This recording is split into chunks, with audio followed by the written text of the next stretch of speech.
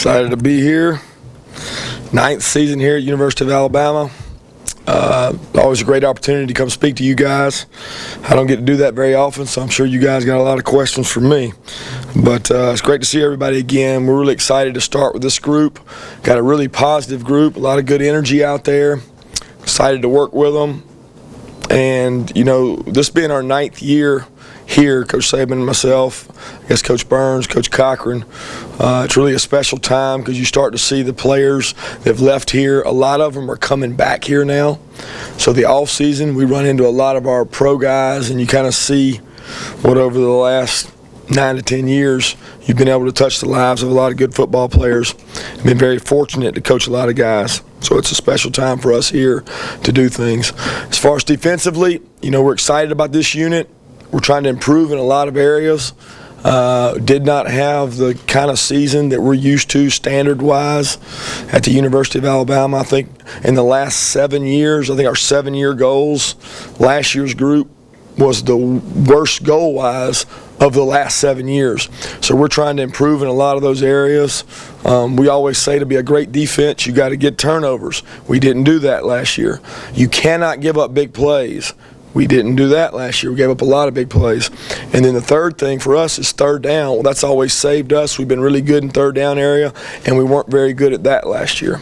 But we were good in the red area, which that's the fourth spot to be really good, is you want to be a great team in the red area, and we were good at that, and that helped us to finish 6th in scoring average in the country. That kind of saved us there. But obviously those aren't the expectations we got. We want to be good in turnovers, we want to be good in the third down, and we want to be good at not giving up big plays. So we're really emphasizing that this camp, especially the turnovers. We're trying to change that as a habit. But this is a good group. We're really deep in the D-line. We got some guys back in the secondary. I'm back with linebackers, which is exciting for me. I'm back with Reggie and Ruben and some of those guys that I was with a couple years ago. So if there's any questions, we'll open it up. Start with Michael. First, just how has Ruben improved in his tackling? And secondly, just in the time you've been here, how much has the defense evolved, and in what ways has just the game plan, the idea, the philosophy evolved in your time here? I'll open with Ruben first. Yeah, he's tackling better. He's doing a lot better job. I think he put on some good weight over the summer to help protect himself from injury.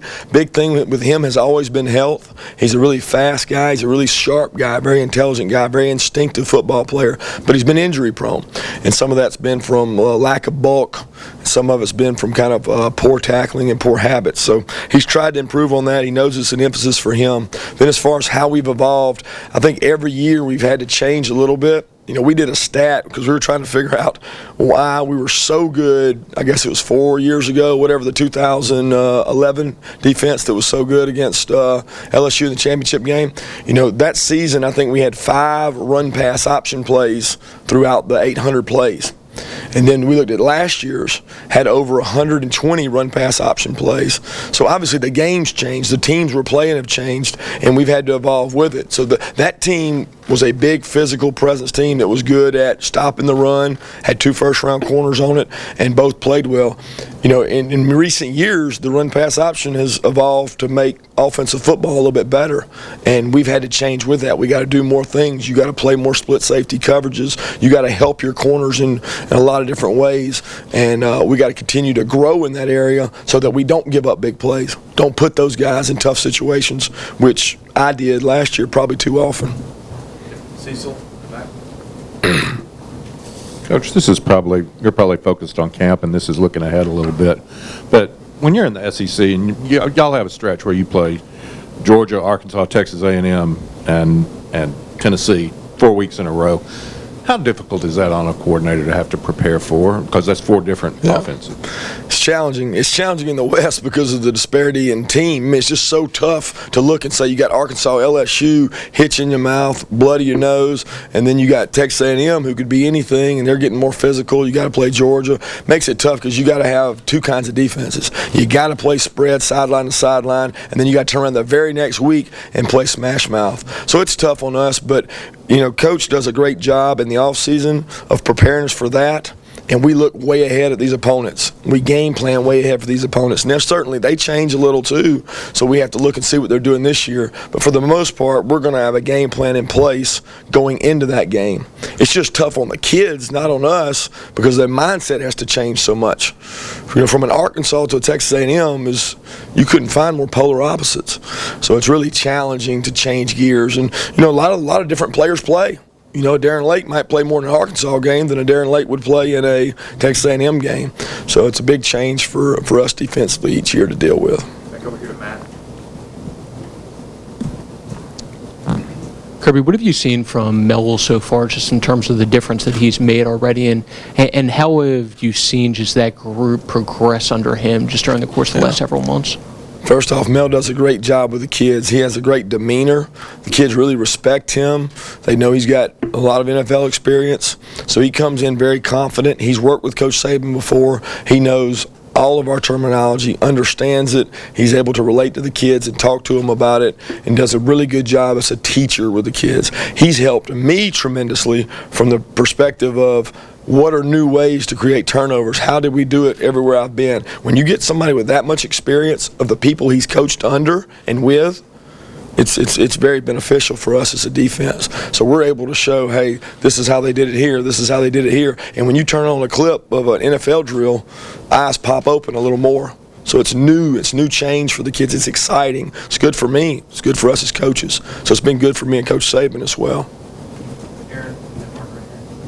Kirby, you lost some physical guys and defensive backs last year, and Jarek and Landon and even Nick. You probably don't have the depth at safety you'd like right now, but how's that group progressing, and who are some guys that are standing out? Yeah, great question. That's probably the biggest concern we have is I don't know the number statistically, but the amount of snaps we lost at safety. Because, you got to go back. Jarek Williams played against Michigan State forever ago, played in the entire game. And then Nick Perry's been around here for a long time. Landon's been around. There's so much value in their experience that you go from that to a guy. Gino played against Florida last year. Was Nick suspended for the hit? But outside that, Gino hasn't played much safety. I think of Gino still as a nickel and a corner. So he's the most experienced guy we got with him, Eddie, and Ronnie Harrison's come along, got a lot of practice in the spring. He's got a long way to go. But he's a very talented athletic player. Jabril Washington played for us and provided depth. Hootie Jones has come along. So, those 5 guys have really got to help us and provide depth. And we got to avoid injury there and get some experience under our belt this fall camp, because otherwise they're going to go into the season without any. Just how have you seen Reggie Ragland grow as a player and also a leader going into this year? Well, Reggie's a guy that's gotten more and more confident each year. He came in very talented, but he came in not as knowledgeable and not as instinctive at inside backer. He's gotten better every season. He practices hard. He plays hard. It's important to Reggie. Reggie wants to please you as a coach, and he wants to lead the group as a unit. So he's gotten more confident this year, and he'll talk to the freshmen. He'll talk to Ruben. He's making more calls. Reggie's really a natural leader that now he has the experience and confidence and accolades to be that guy that we need him to be. A bell cow guy. Chris Walsh.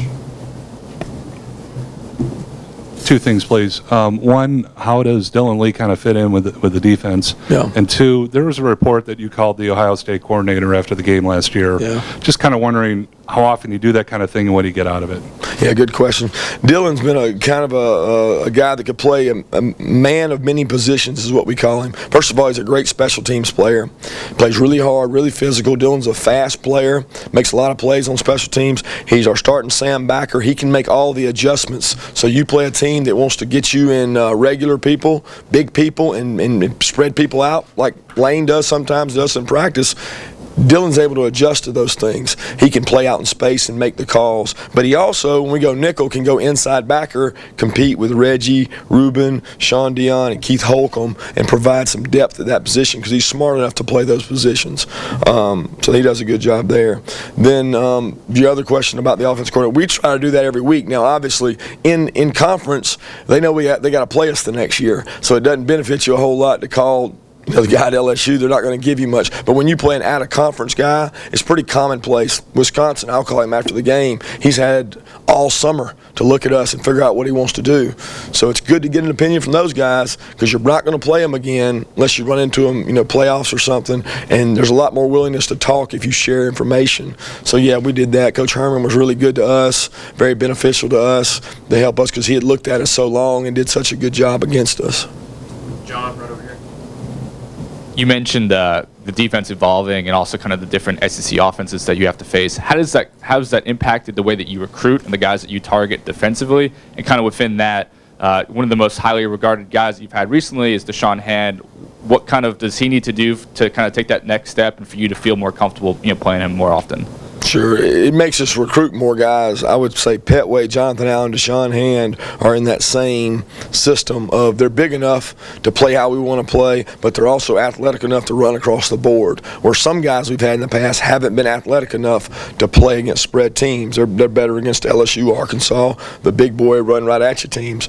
So we've got to recruit enough guys in our 42, 43 spots on defense. We've got to have enough guys to play both styles, and that's hard to do because you can't make mistakes. You got to get players that can play in both systems, and you got to be able to do it. As far as Deshaun, he's come a long way this fall camp. He's really progressing. He's more confident in the system. He knows what's going on. He plays hard. He practices hard. Deshaun is not a guy that came in with his head all blown up that we had to bring back down, especially considering he was one of the number one players in the country, arguably, but he was. And he's done a great job staying humble and working. He's gotten better and better, and he's playing better now. He's got to continue to do that to get in the rotation.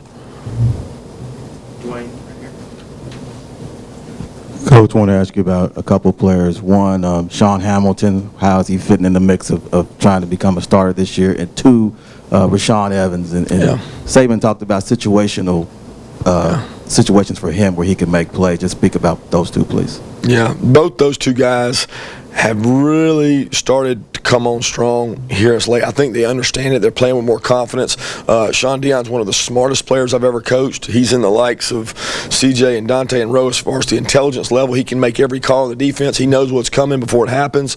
He loves football. He plays every day out there, and he knocks the crap out of people the way you want a linebacker to do. So I enjoy coaching Sean Dion, and he's doing a good job and growing into a very good player for us. Rashawn Evans is extremely fast. Does a great job with the defense. He's picking all that up. Really good in pass rush situations, which, like we said, you got to have the guys. He played, 20, 30 snaps against Texas A&M last year because that was his kind of game at the time. But he's also developing at another position, which is outside backer, where he's got to play on tight ends. He's got to play on some tackles sometimes, but he's developing in that, and that's the part that he had to grow at. He was already a natural, really good rusher. He just had to grow and develop another career as a 3-4 backer. And he's doing that. He's doing a good job of growing that. He's still got to put some more size on, but he is a fast, explosive player that's hard to block. Had a two-parter. What were some of the big factors you saw in a defense that goes from shutting out Texas A&M, it's awfully hard to do, in a couple months to giving up all the yards and points against Auburn and Ohio State? And second part is, which kind of game do you watch more? Do you study more? I don't understand the second part. You mean which? Are you more likely to watch a shutout a bunch of times or watch the games where you didn't do so well more times? Well, as far as off-season study, we're going to watch them both, but we obviously have to correct the mistakes. There's a whole lot more mistakes in that Auburn and Ohio State game than there were in that Texas A&M game. First thing that contributed to that was the quarterback play of each one of those games. You're talking about complete opposites. No offense to the Texas A&M guy, but he didn't play very good against us, and certainly we played better against them and executed better against them than the other. But now those other two teams had a factor that A&M didn't have, which is a dominant physical run game right at you that A&M's trying to change.